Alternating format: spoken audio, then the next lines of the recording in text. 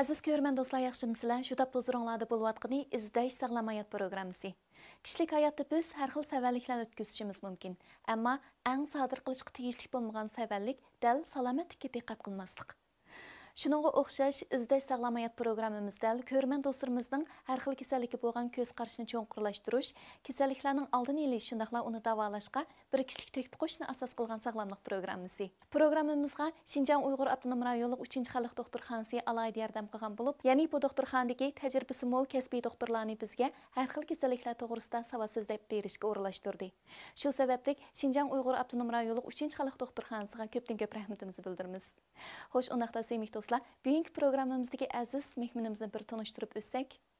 Xinjiang Uyg'ur Avtonom rayonlik 3-xalq doktorxonasi yurak tashqi bo'limidan mas'ul varaj Mirahmat doktor. Qarshi olamiz Mirahmat doktor.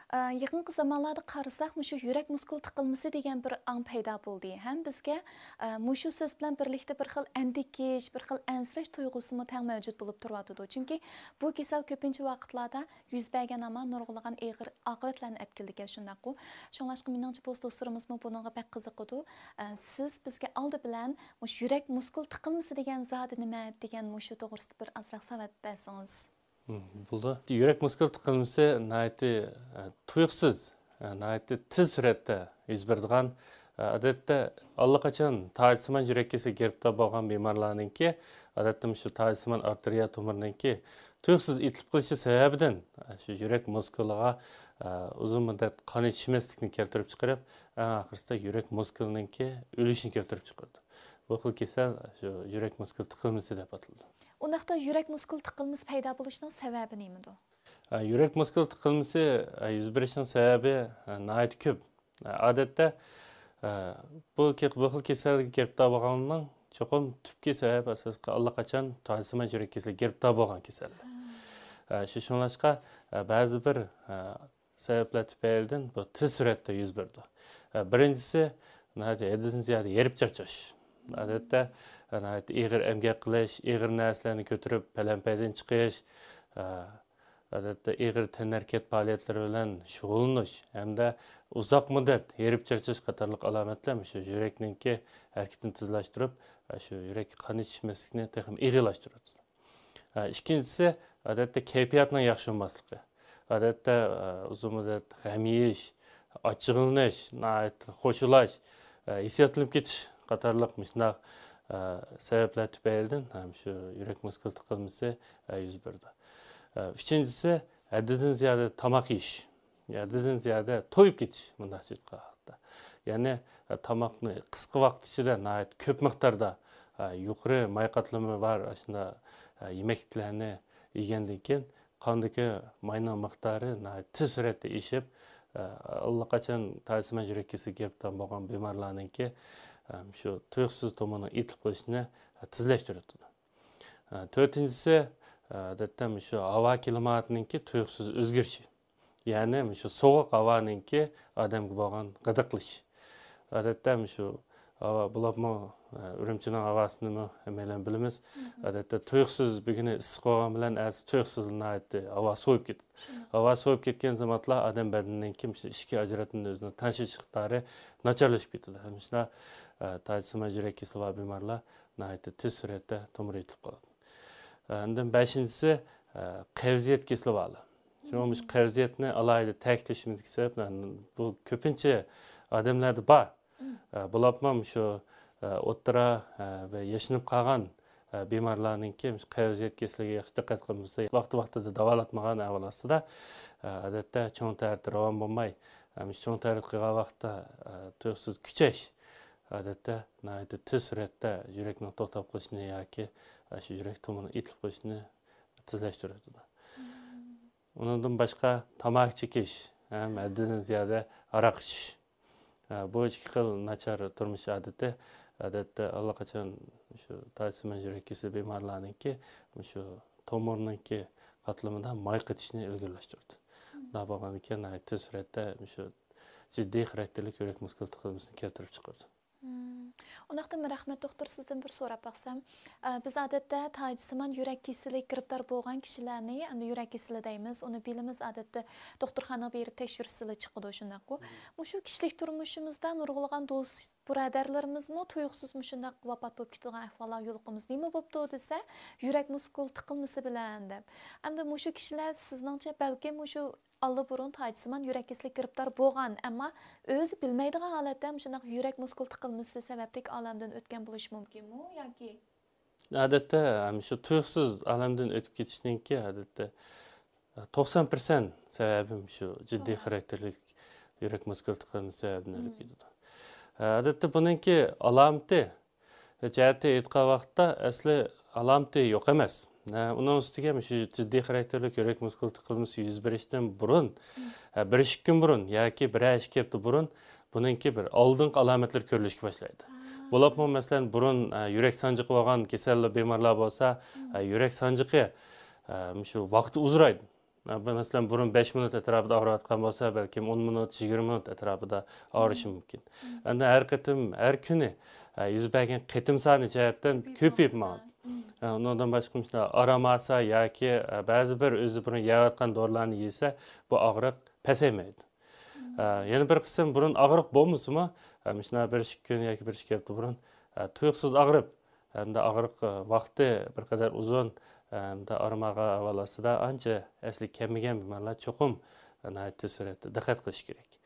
Endi buning tipik alohidligi aytgan vaqtda bu odatdagi tajsiman yurak kasaliga giribdor bo'lgan bemorlarga qaraganda shu yurak sanjiqi bo'lishi, bo'libmi shu yurak to'sh so'ngakninki keyin tarafi og'rish, hamda shu so'l taraf mayda og'rish vaqtini uzun bo'ldi. Hamda tuyuqsiz yuz berdi. Odatdagi orom olish yoki shu tilning ostiga soladigan dorilarni yesimi bu og'riq pasaymaydi. Ikkinchidan bir qism kishilarda balkim tipik bunday og'rish bo'lmasligi mumkin. Balkim qo'saq og'riydigan, bo'libmi shu qo'saqninki ust tarafi og'riydigan. Bunday bemorlar ba'zida balkim oshqozon yog'li bo'lishi mumkin yoki oshqozon yerilgan bo'lishi mumkin degan xato diagnoz qo'yilib qo'yishi mumkin. Uchinchidan bir qism bemorlar ko'ngli ochadigan, qusadigan, bular tomoq yegandan keyin oshqozon og'riydigan, oshqozon yog'li bilan o'xshash shunday og'rishni keltirib chiqardi. Yana bir qism bemorlarda odatda og'riq yo'q, lekin shu maydasini bir narsa mijiyotgandek. Balki ba'zida harakat qilgandan keyin nafsi siqildigan shunday alomatlar ko'rildi. Yana bir qism bemorlarda balki og'riq yo'q, lekin yurak so'qish ritmi qalayim qolishadigan. Ritm qalayim qolishadigan, kechda uxlay olmaydigan shunday alomatlar ko'rildi. Yana bir qism alomatlarda balki maydasi yoki qo'saq og'rimay, balki tish og'riydigan, engakning osti tarafi og'riydigan, bo'yni og'riydigan yoki dumbisi, bel qismi qatorliqlar og'riydigan ahvollarmi ko'p yuz berdi. Shunday alomatlar yuz bergan vaqtda bo'libmi burun tajsiman yurak kasaliga giribdor bo'lgan bemorlar texnik alohida diqqat qilib, shunday yurak muskul tiqilmasi yuz bergan ehtimollikni cho'qim faraz qilib, oldindan doktorxonaga berib davolanish kerak. Undaqda shu oshqozon kasali bilan bizning siz boyda o'tib ketgan yurak muskul tiqilmasi kasalini qanday farqlantirishimiz kerak? Zadash doktorxonaga berib diagnoz qo'ygandan keyin aniq chiqamdi yoki kishilik turmushda azroq farqlar bormi? Odatda ko'pinchisi yurak muskul tiqilmasi bo'lgan bemorlarda ham aytgandek, odatda cho'qim burun shunday tajsiman yurak kasali bor deb diagnoz qo'yilgan bemorlar. Yoki qo'ya olmasmi, shunga munosabatlik ba'zi bir tekshirishni qilib, shu yurak muskul qon yetishmasligi bor ekan yoki shunga tajsiman yurak kasalini keltirib chiqargan ba'zi yuqori qon bosimi diabet kasali deganga o'xshash shunday yuqori xatarlik elementlar mavjud bo'lgan bemorlar shunday tuyuqsiz bo'lib, bu oshqozon tuyuqsiz og'rib, tuyuqsiz shunday ko'ngli elishib, qusib alomatlar yuz bergan vaqtda cho'qim yurak muskul tiqilmasidan gumon qilish kerak. Undan boshqa shu cho'qim diagnoz qo'yish uchun cho'qim albatta doktorxonaga berib diagnoz qo'yish to'g'ri keladi. Agar oshqozon kasali bo'lsa, sababni kelib chiqqan bo'lishi mumkin. Undaqda shu yurak muskul tiqilmasini qanday davolashga bo'ladi? Saqlaydigan kasalmi yoki? Odatda yurak muskul tiqilmasi jiddiy xarakterli kasal. Jiddiy xarakterli kasal bo'lgan ekan, albatta sharoit bo'lsa cho'qim tez suratda doktorxonaga berish kerak.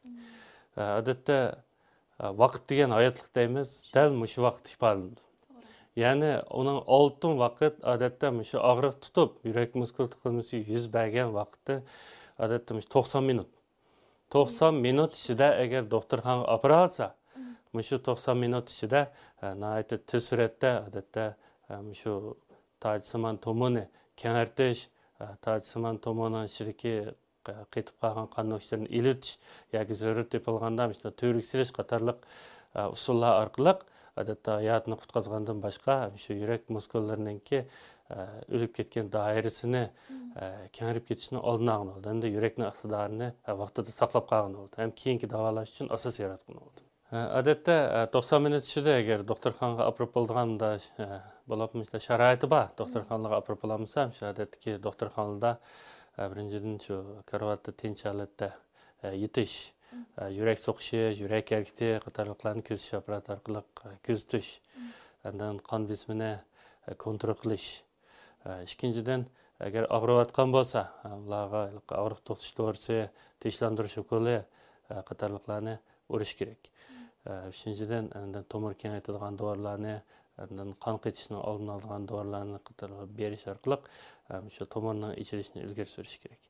Undan boshqa ba'zi tomurdagi qon nöqtasini eritadigan dorilar bor. Shu orqali yuqori miqdorda berib, shu tomurlarni dastlabki mezgilda eritib ilib berish kerak. Bo'libmi shu yurak og'rib, şu ciddi xarakterlik yürek muskul tıkanması yüz berip, o 2 saat içinde şu doğrunu berip, şu tomodaki qetişini erçi ilip basa boludu. Eğer hem de şu kerek ilip bağalının ki, keyin avval sal turaqlaşqandan keyin yanala tomorunu tekşiriş arqılıq, eğer ağır derecede tariş bolsa, törükseliş, eğer törükseliş muvafiq kelmese, adette ciddi halatda körükseliş, şu tashqi bilimni körükselish operatsiyasini qilsin bo'ldi.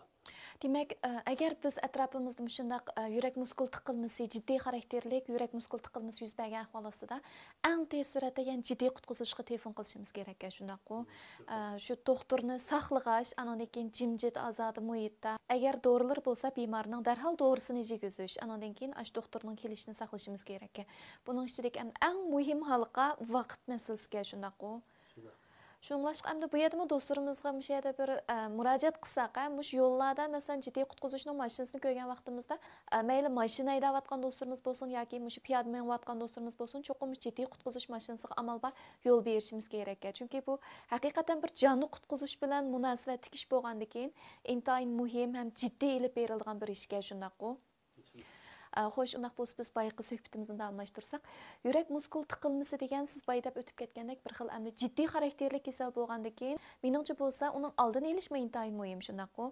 Shunlashqa undaqda shu rahmat doktor bizga yurak muskul tiqilmasi bor yoki tajisman yurak kasali bor bemorlar oila nimalarga diqqat qilish kerak degan tem to'g'risida ozroq so'zlab beramsiz. Abiyam aytganimizdek, shu jiddiy xarakterli yurak muskul tiqilmasi adette köpünçe şu tacisiman yürek kesili bo'lgan bemorlar yuz berdi. Shunga tacisiman yürek kesili bo'lgan bemorlar oilada diqqat qilishga tegishli kishilar birinchidan erib charchashdan saqlanish kerak. Eg'ir harakat qilishga bo'lmaydi, balki muvofiq miqdorda harakat qilish, qonuniyatlik harakat qilish tizimini yo'l qo'yish kerak. Ikkinchidan yaxshi bo'lgan bir kayfiyatni tutish kerak. Jiddiylashishga, ochiqlashga yoki pek tez suratda qo'shib ketishga albatta bo'lmaydi. Yaxshi bir kayfiyatni saqlash menimcha eng yaxshi bir asos. Uchinchidan odatda muhitga diqqat qilish kerak. Bo'libmi abim aytganimizdek, shu havo rayi bu diqqat qilgach, shu bo'libmi havo klimati tuyuqsiz o'zgargan vaqtlar ichida shu issiq saqlashga diqqat qilish kerak. To'rtinchidan odatda yemek ichmakka diqqat qilish kerak. Bo'libmi qisqa vaqt ichida ko'p miqdorda tamoq yeyishga bo'lmaydi. Bo'libmi tacisiman yurak kasali bor bemorlar cho'qim odatda 50% atrofida to'yg'idek 50% to'yg'idek tamoq yesa bo'ldi. Oz miqdorda ko'p qatam oziqlanishga diqqat qilish kerak. Beshinchidan cho'ng taratni ravon saqlash kerak. Bu nəhayət alayda ta'kidlanğan, çünki adətdə turmuşumuz nəhayət ko'p uchraydi. Qavziyat bo'lgan bemorlar bo'libmi, davomli cho'ng taratning ravon bo'lishiga diqqat qilish kerak. Oltinchidan odatda yuyinishda Buna deyişimiz sebep hem de bazı taşsama yürek kesili bolgan bemarlar adette mınçıq düşkən vaqtda alayda diqqət qilish kerak. Bo'libmi, vaqti bek uzun bo'lishga bo'lmaydi. Uning ustiga tamoqni yepilabla yoki qo'sqinayat ochalatda mınçıq tushga bo'lmaydi. Anandan keyin temperaturasini yaxshi saqlash kerak. Bek qiziq bo'lsa bo'lmaydi. Odamning o'ziniki badan temperaturasiga mos kelgan temperaturada saqlagan avvalosida yunish kerak. Agar yeshi sal cho'ng yoki alayda burun yurak sanjiqi yuz bergan bemorlar bo'lsa, cho'qim uydagilarning amraliqida yunsa texmi yaxshi bo'ldi. 7-dan albatta ba'zi nachar illatlarni o'zgartish kerak. Tamaki tashlash, aroqni cheklash, shu odatlarni o'zgarsa, odatda jiddiy xarakterli yurak muskul tiqilmasi yuz berishini oldini olgani bo'ldi. Undaqda yurak muskul tiqilmasi bemorlari kunlik turmushimizdagi mush yemeklikda shunaqla harakat qilishda nimalarga diqqat qilish kerak? Odatda yemeklikda deganda, men aytgandek, odatda o'ziga bir yemeklik turmush odatini yaratish kerak. Qandaq deganda, birinchidan albatta bek to'ynishga bo'lmaydi. Bek to'ynish qilmaydi. Odatda 50% to'yg'idek tomoq yesa bo'ldi. Ikkinchidan tomoqninki turini yaxshi tanishish kerak. Hargizmi o'zini nimani yaxshi ko'rsa, shu bir xil tomoqni kunda yeyaverishga bo'lmaydi. Har xil turi to'liq bo'lishi kerak. Uchinchidan ba'zida meva-chevalarni odatda ko'proq yeb, tanishi iste'mol qilib, odatda hazm qilish sistemasining ravon bo'lishini saqlash kerak. To'rtinchidan odatda may miqdori yuqori, asa hazm bo'lmaydigan tomoqlarni ko'p yeyishga bo'lmaydi. Oltinchidan odatda yuqori qon besimi bor bemorlar odatda cho'qim tuzsizroq tomoqni yeyishga odatlanish kerak. Yettinchidan odatda g'idiqlishi yaqirib olgan odam badanini g'idiqlaydigan tomoqlar, bek ochiq, bek tatliq yoki bek chuchimal bo'lgan tomoqlarni odatda yeyishdan saqlanish kerak. Rahmat doktor. Mening atrofimda bir tunishim bor-da, mush odatda harakat qilishga aytdim, amroq. Dal mushu yurak muskul tiqilmasi kasalligi bilan doktorda yetib qolgandan keyin uzoq o'tmay yana bir qaytim doktorda yetib qoldi. Nima ahvol desak, harakatni ko'p qilibdi deydi. Mening keyinchi bilishimcha, u do'stimning engida mushu qanchacha harakat qilib bersa shuncha yaxshi deb, doktorxonaga vaqtidalam. Hamda bir operatsiyaga tushib 2-3 haftaning ichida mush harakat qilishni asli keltiribdi. Koridorda to'xtamasdan mengib, palanpaylar chiqib tushibchu. Shuning bilan uzoq o'tmay yana doktorxonaga kirib qoldi. Mushu zodi qanchalik vaqt ichida harakat qilish kerak? Harakat qilish kerakmi, kerak emas? Mush to'g'risida bizga aniqroq bir tushuncha bersangiz bo'pti. Odatda shu jiddiy xarakterli yurak muskul tiqilmasiga giribdor bo'lgan bemorlar odatda jiddiy mezgilda cho'qim harakat qilishga bo'lmaydi. Albatta doktorxonada davolanib, kesli turaqlashib, doktorxonadan chiqqandan keyin dastlab mezgilda cho'qim yaxshi orom olish kerak. Odatda bir oydan 2 oygacha bo'lgan oraliq vaqt ichida shu yurak muskulininki asli kelish mezgili. Odatda bu mezgil ichida odatda qonuniyatlik bir harakat qilish tizimini asosida asli keltirsa bo'ldi. Shunday qilgan vaqtda yurak muskulininki iqtidorininki asli kelishini tezlashtirdi. Lekin bu harakat cho'qim qonuniyatlik bo'lishi kerak. Harakat bek asta yoki harakat bek oz, yenik bo'lib qolsa, uning hech qanday foydasi yo'q. Bek ig'ir bo'lib ketsa, aksicha yurak muskulininki odatda qon yetishmaslik, oksigen yetishmaslikni tezlashtiradi, kesili texim eg'ilishib ketadi. Shunlashqa odatda o'xshash bo'lmagan yoshdagi odamlarninki o'zining og'riq semizligi, hatto o'zining qiziqishiga asosan o'ziga muvofiq kelgan harakatlarni tanlash kerak. Bo'libmi asti qadam bilan mingish, larzan usullarni o'ynash yoki tajigums o'ynash qatorliq harakatlarmi bir qadar mos kelgan harakatlar hisoblanadi. Lekin bu harakatning vaqti cho'qim uzun bo'lmasi kerak. Odatda yarim soatdan 1 soatgacha harakat qilsa bo'ldi. Undan keyin odatda orom olish kerak. Bo'libmi odatda tomoq yeb bo'lgandan keyin undan keyin o'sha harakatlarni elib davomlashtirib elib bosib bo'ldi. Agar shu harakat qilish jarayonida agar maydasi og'riydigan, yana undan boshqa maydasi siqildigan, nafas qisildigan ishlar yuz berib qolsa, darhol harakatni to'xtatib, orom olib, hatto ba'zi bir dorilarni yeb, cho'qim davolash ilib berish kerak. Xo'sh, demak, kasallik yuz bergan shu vaqtning o'zida saqib bo'g'ich bo'lgan oraliqda harakat qilmaslik kerak ekan. Shundaqku, o'sha yurakning har qaysi xizmatlari asli kelgandan keyin muvofiq miqdorda yenik, ritmli harakat qilib berish kerak ekan. Xo'sh, bugun bizga shu yurak muskul tiqilmasi to'g'risidagi nurg'ulagan muhim bilim savatdan so'zlab berdingiz. Sizga ko'pdan ko'p rahmatimiz bildiramiz. Rahmat. Xo'sh, sevimli do'stlar, bugungi izlash sog'lom hayot programmamiz shu yerda oxirlash oldi turibdi. Albatta, do'stlarimiz agar sog'lomlik haqida texnik ko'p bilim savatlarga ega bo'lmoqchi bo'lsa, undaqda izlash app detalini tushirib, bizning izlash sog'lom hayot programmamizni ko'rib olsa bo'ladi. Izlash sog'lom hayot programmamiz har vaqt sizning salomatligingizga ko'ngil bo'ladi.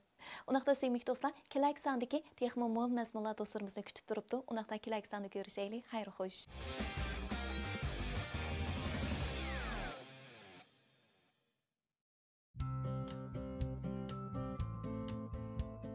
Qadrli ko'rman do'stlar, yaxshimisizlar? Ko'rayotganinglar izlash sog'lom hayot programmasining sog'lomlik ta'minlari sahifasi. Men riyosatchi do'stlar, bu Maryam Mamtimin. Men ozuqshunos do'stlar, Maqsuda Umar. Bo'ldi, Maqsuda ma'lum kelganingizni qizg'in qarshi olamiz. Bugun biz yanala do'stlarimizga yuqori qon besim kasalliklari bemorlari iste'mol qilishga mos keladigan tomoqlarni tayyorlashni o'rgatadiganmiz. Undaqda birinchi bosqich, ya'ni asosiy tomoq tayyorlash bosqichimizda do'stlarimizga nima tomoq tayyorlashni o'rgatamiz. Birinchi bosqichda biz do'stlarimizga kalla go'shti chingsay qo'rimiz tayyorlashni o'rgatamiz. Bo'ladi, undaqda eng avval kalla go'shti chingsay qo'rimisiga ketarlik bo'lgan xurishlarni do'stlarimizga bir tanishtirib o'taylik. Bo'ldi. Bu qo'rimga ketarlik materiallar bo'lsa, kalla go'shti, ya'ni kalla go'shtining qora yeri, maysizroq yeri, andan keyin piyoz, qizil laza, chingsay, jang yo'qotarlik materiallar ketadi. Bo'ladi, undaqda mushu materiallarniki yuqori qon besim kasalliklari bemorlariga qanday roli borligini do'stlarimizga bir tushuntirib o'tamiz. Bo'ldi. Kalla go'shtining odatda oqsil miqdori yuqori, buningdagi vitamin intayin mo'l bo'lgan, badan kerak ozuqliq, badanni kuchlantirish, qon to'liqlash qatorliq jihatlarda roli intayin yuqori. Kunlik iste'molimizda ko'pincha do'stlarimiz go'shtdan ayrilmaydi. To'g'ri. Endi piyoz bo'lsa, piyozning har xil vitamin miqdori mo'l bo'lgandan sirt bakteriya o'ldirish roli kuchliroq. Uningdan sirt yana qandagi mayni serish, andan keyin qon tomirlarini yumshatish, qon besimini tushirish roli piyozning alohida yuqori. Qizil lazning bo'lsa, vitamin C miqdori intayin mo'l, badanning immun kuchini oshirish, o'sini go'zallashtirish, shu azm qilish iqtidorini yaxshilash qatorliq jihatlarda alohida roli bor. Bu qo'rimidagi asosliqi chingsay. Chingsayda B turdagi vitamin, kalsiy, temir, anandagi yemak talasi, intayin mo'l. Buning asosiy roli qon tomirlarini asrash, qon besimini tushirish, qon shakarini tuvallatib, uchaylarni tozalash, andan yana undan sirt yana shu rak kasalining oldini olish qatorliq rol bor. Chingsayda. Bunimi bilib oldik. Undaqda bugungi birinchi bosqichimiz, ya'ni tomoq tayyorlash bosqichiga kirib ketamiz. Bo'ldi. Aldılar mush kalla go'shtini to'g'rab, jangyuda tamlandiramiz. Bo'ldi. Bizning 3-bosqichdagi ichimlik turidan hayday sho'rpamizmi tayyor bo'ldi. Ko'p qism do'stlarimiz biz tayyorlagan bu taomlarning ta'miga damonliq ko'nib ketalishi notayin bo'lishi mumkin. Chunki bizning bu tomoqlarimizning ta'mi intayin kuchli, bak yeyishlik deyamaymiz. Ammo bu yemekliklarning o'zimizning badaniga bo'lgan foydali tarafini tushungandan keyin, etish usulini o'rgangandan keyin do'stlarimiz agar o'zining sog'lomligini o'ylasa, ilmiy ozuqlanishda, sog'lom ozuqlanishda izchil ma'alsa, o'zining kasallik ahvoli cho'qim yaxshilanish qarab mangdu deb o'ylayman. Shundaq do'stlarimiz, bugun biz yuqori qon besim kasalliklari bemorlari iste'mol qilishga mos keladigan taomlardan birinchi taom, ya'ni asosiy tomoq bosqichimizda biz do'stlarimizga kalla go'shti chingsay qo'rimisi qo'rishni, ikkinchi bosqichimizda bo'lsa qo'shimcha tomoq turidan tuxum poshkil tayyorlash. Uchinchi bosqichimizdan hayday sho'rpasi tayyorlashni o'rgatdik. Qadrli ko'rman do'stlarimiz, izlash sog'lom hayot programmasining sog'lomlik ta'minlari sahifasi shu yerda oxirlashdi. Biz kelar son programmamizni ko'rishaylik. Xayr xo'sh.